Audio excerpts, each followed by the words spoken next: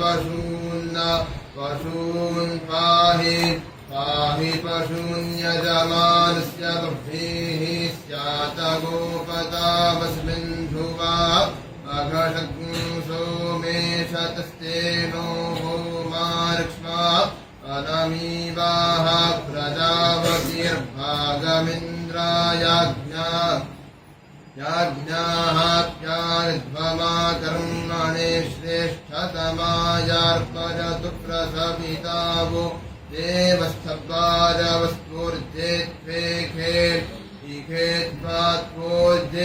ऊर्जेत्वात्वा वायवः वायवस्तदेवः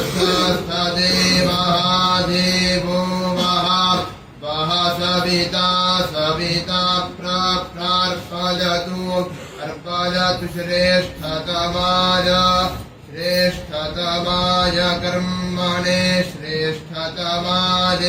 श्रेष्ठतमाद